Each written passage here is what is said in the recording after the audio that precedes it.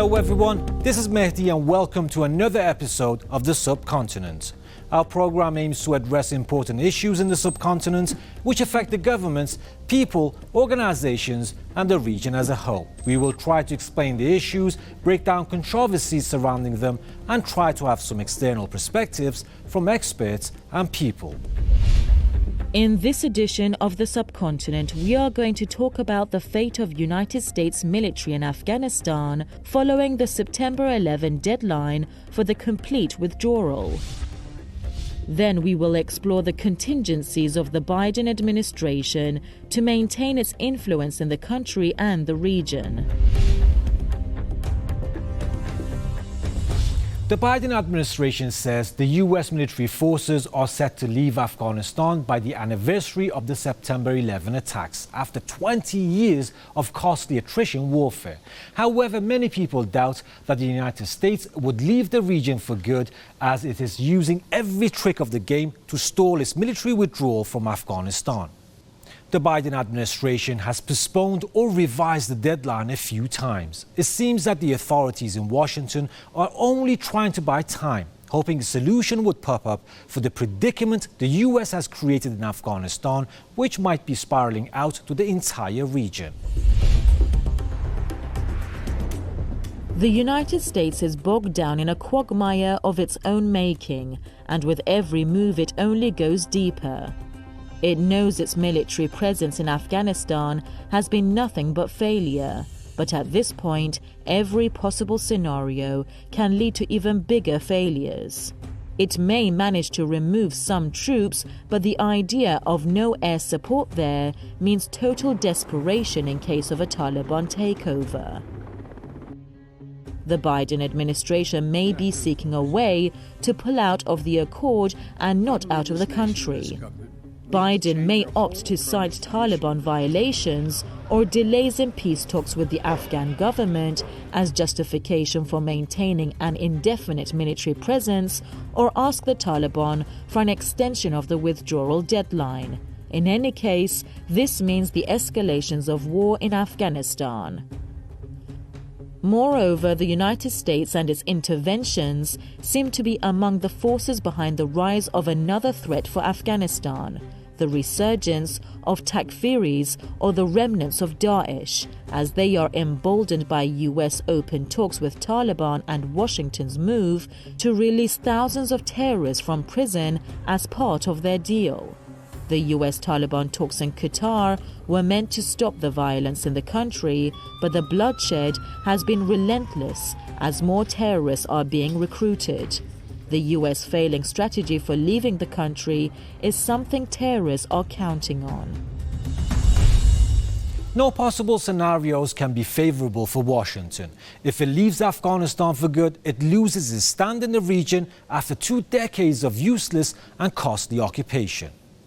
Moreover, the US has massive amounts of assets and military equipment in Afghanistan that may end up in the hands of terrorists following the pullout. Besides, Washington has no way to know if Taliban is keeping up with its commitments without the proper intelligence gathering operations. There is no victory in this war, as all future possibilities lead to different levels of defeat for Washington.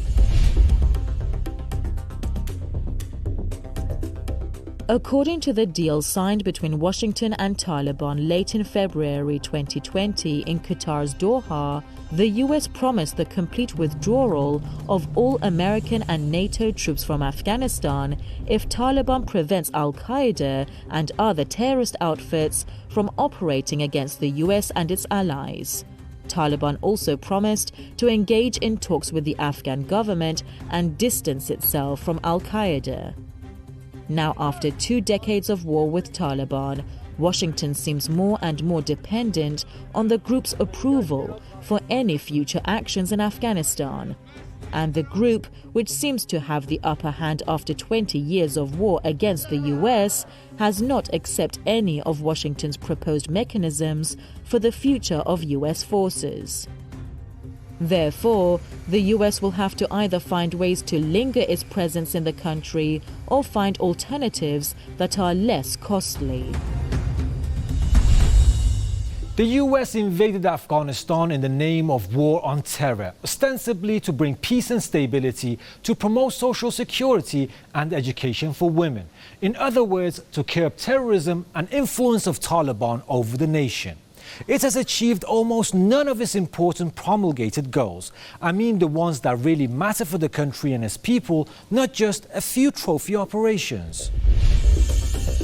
The United States is moving most of its forces to nearby countries or even further countries.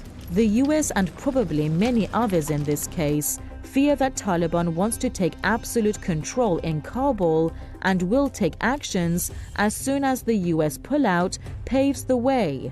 However, many people, including some inside Taliban's ruling circles, want assurance that the US won't return its troops after a period of strategic replacement around the continent. If the United States wants to continue its airstrikes or other so-called counter-terrorism operation in the region following the supposed withdrawal from Afghanistan, it needs to be close, so all the neighbors of Afghanistan and other regional countries can be viable destinations. The United States has numerous military bases throughout the world. Biden administration might be looking for some alternatives to keep the US foothold in the region, to provide security for the US interests and gather intelligence, and in general, to maintain its military leverage for any future developments in Afghanistan. The US needs to remain its forces close by. Washington has no leverage against Taliban. It has no way to guarantee Taliban would not move to gain control over the country. Nobody is sure of Afghan security forces' capability to counter the increasing terrorist attacks in the country. Also, there is nothing to ensure that Kabul can survive the resurgence of Takfiri terrorists in the region. The authorities in the American military are negotiating with the nations surrounding Afghanistan on agreements to base troops and aircraft for operations inside the country following the withdrawal. But the US plans to maintain its military foothold in the region are being nullified one after the other. One of Washington's plans was to use Pakistan as a base for its air operations, which is rejected by the Pakistani government. Islamabad's cooperation with Washington has the potential to affect the US-Taliban negotiations in particular and the future of the US in the region in general. However, most people believe that Islamabad is unlikely to sign off on any US strikes against the Taliban that are launched from a base in Pakistan. NATO officials have also approached Qatar seeking access to one of its military bases for much-needed training of Afghan special forces. Qatar has not responded to the request yet. The US is also considering other Asian countries as its contingency plan in case it would need its drones over Afghanistan. Some of them seem more favorable or plausible than others, such as Kyrgyzstan and Uzbekistan. There has been some talk, for instance, that Uzbekistan may cooperate, not necessarily regarding bases for unmanned aircraft systems, UAS, for drones, but there has been an increase in the level of cooperation between Uzbekistan and the US since, I believe, 2016. So it might be. Of course, the Russians wouldn't be happy. They consider Central Asia like their backyard, and the Chinese wouldn't be happy either. They don't like the fact that there would be a US and NATO presence in Central Asia, especially with US and NATO forces in Afghanistan. But there might be an option, perhaps a less likely option will be Tajikistan, but there has been some cooperation in the military area, security, border security area between the United States and Tajikistan, although the Russians have a military base protecting the border of Tajikistan with Afghanistan. So perhaps wouldn't be the idea there, might not crystallize or might not become reality, the idea of a military presence, U.S. military presence in Tajikistan. Might it be? Could it be in Uzbekistan? Maybe, maybe not. Pakistan, well, the Pakistanis say no, but they could change their mind too. There could be some trade-offs, some negotiations between the U.S. I don't think it's the last word. And there might be that in the end, the U.S. might have bases or a base in Pakistan, perhaps even a secret one, non-official. It's not one that would exist, but it will be there, like it happened before with the CIA unmanned aircraft systems, the Predators, the Reapers, I believe too.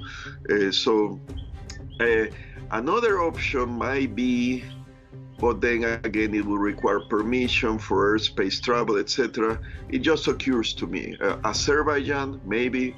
Could it be Azerbaijan, a base?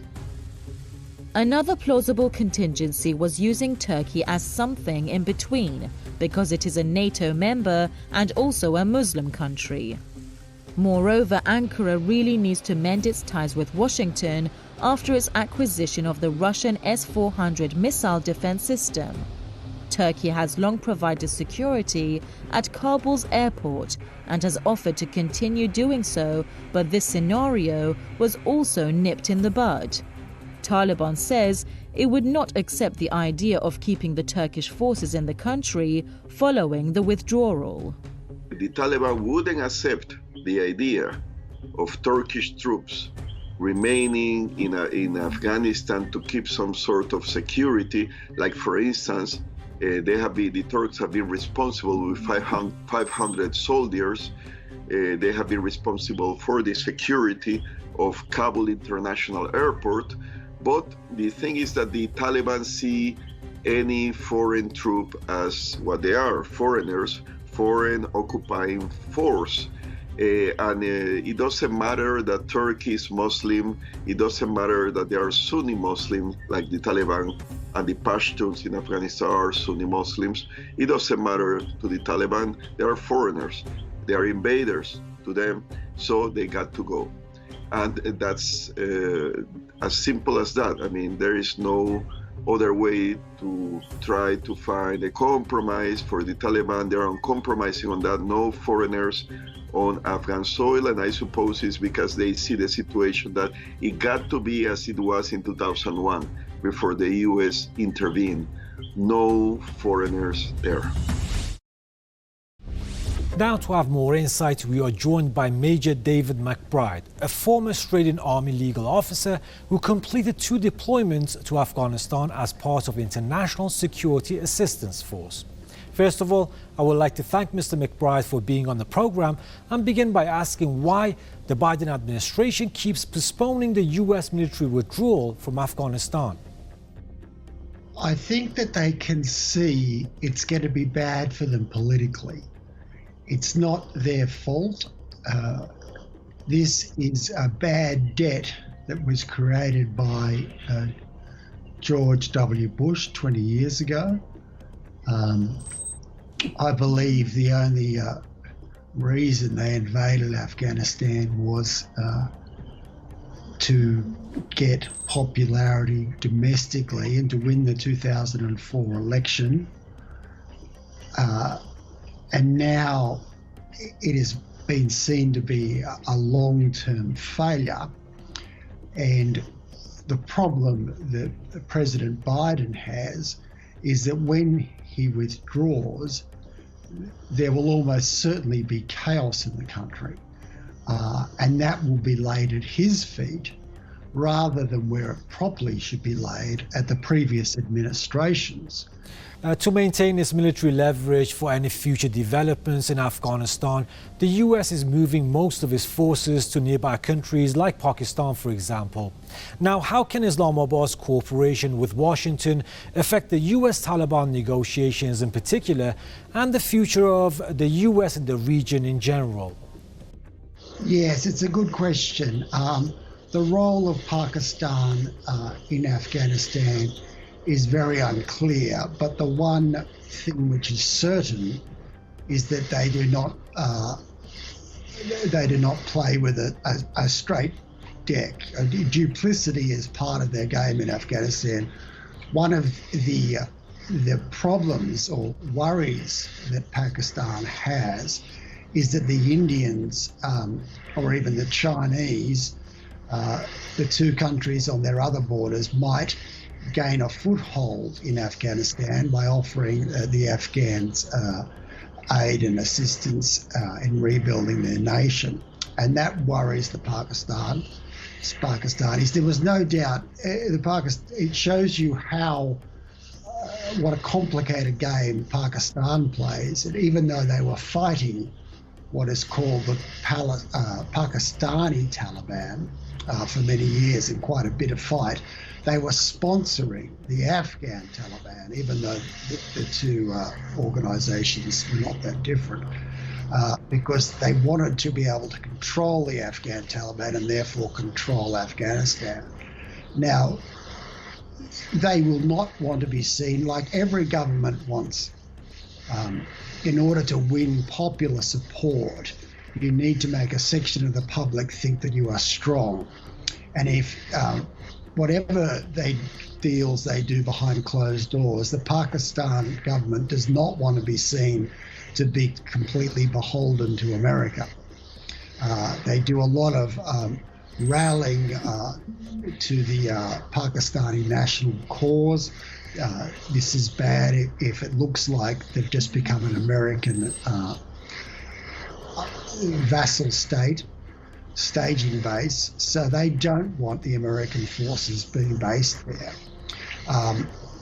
And they have also got very strong links to the Taliban, and they probably are not negotiating with the Taliban, with the Americans, and they're not going to reveal their links.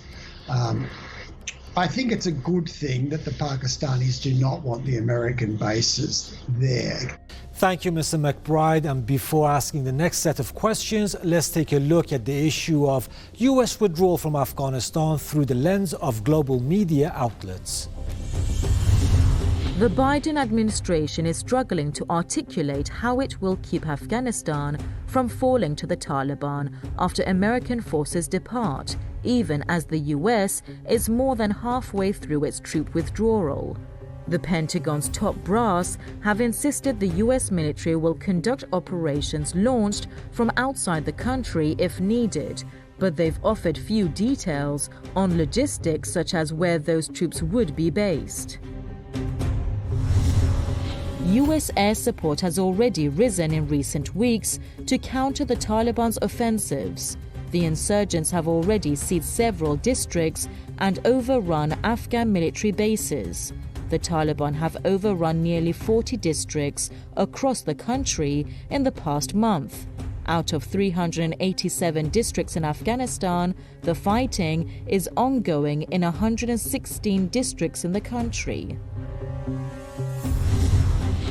In a statement about hosting U.S. military bases, the Taliban said, "We are asking neighboring countries not to provide such an opportunity or allow such a move. If, God forbid, still someone allows this, this will be a historic mistake and ignominy." It described the presence of U.S.-led foreign forces in Afghanistan as the fundamental reason for regional insecurity and war, adding that the group would not remain silent against such a heinous and provocative act. Now Washington has to coordinate with Taliban for any future moves, and Taliban doesn't seem to be cooperating. And the proof is the rise of terrorist attacks. Will the US find a way to prolong its stay, or will it leave the country to a more powerful and resourceful Taliban? Well, we don't know the answer to that question. It'll be one of the two, and it's both. They're both depressing. There is no doubt about it.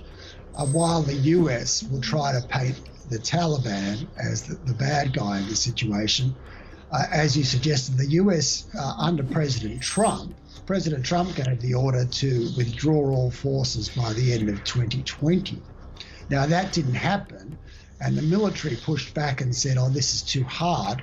Now that's not their role, and actually, the Americans had very much the ability. The one thing they are really good at is logistics, and they could have taken everybody out in 2020. Now, then they said May 2021, and they didn't meet that deadline either.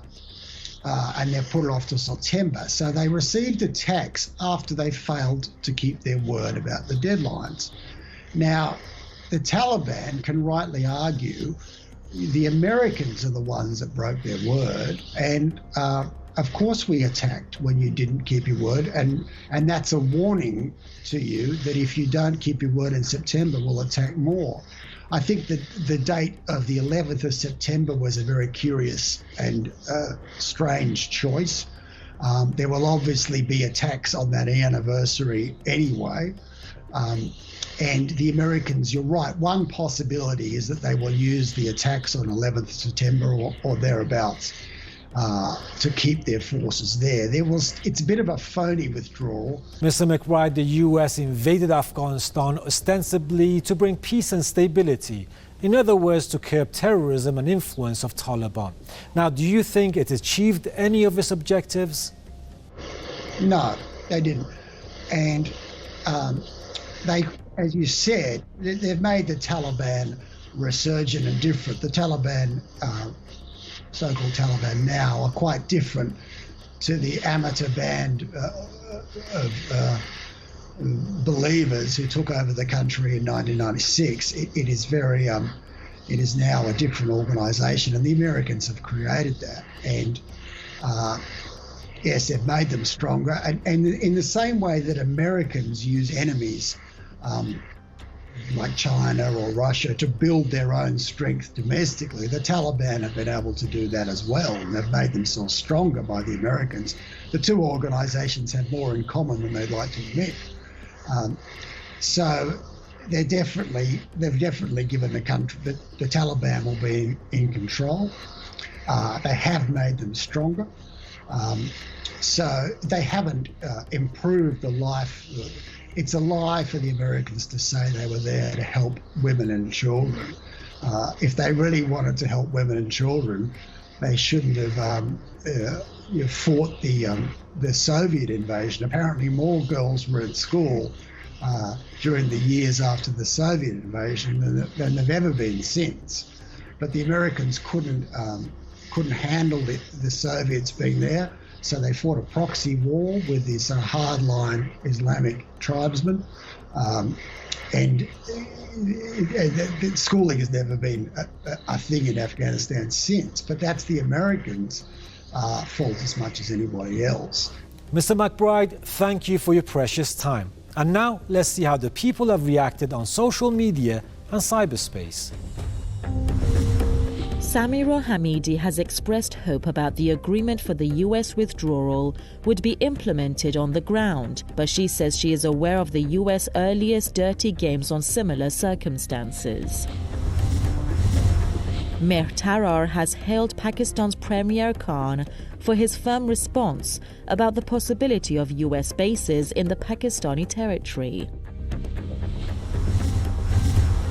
James Gordon Meek believes the day American forces leave Afghanistan is the real Independence Day for the people of Afghanistan.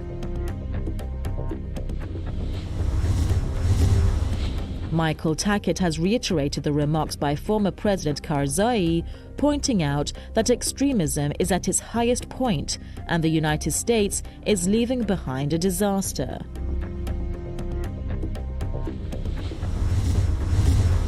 Sushant Sarin has voiced his concern about the possibility of a takeover by Taliban, questioning the US logic or fake hope that it can have some sort of control over Taliban's activities in Afghanistan from a base in Pakistan. And that was our episode about the US quandary in Afghanistan and its contingencies for future scenarios. To watch bits and pieces of our show and more subcontinental updates, follow us on social media platforms. And don't forget to give us your feedback. We shall meet again, same time, same day next week. So till then, take care.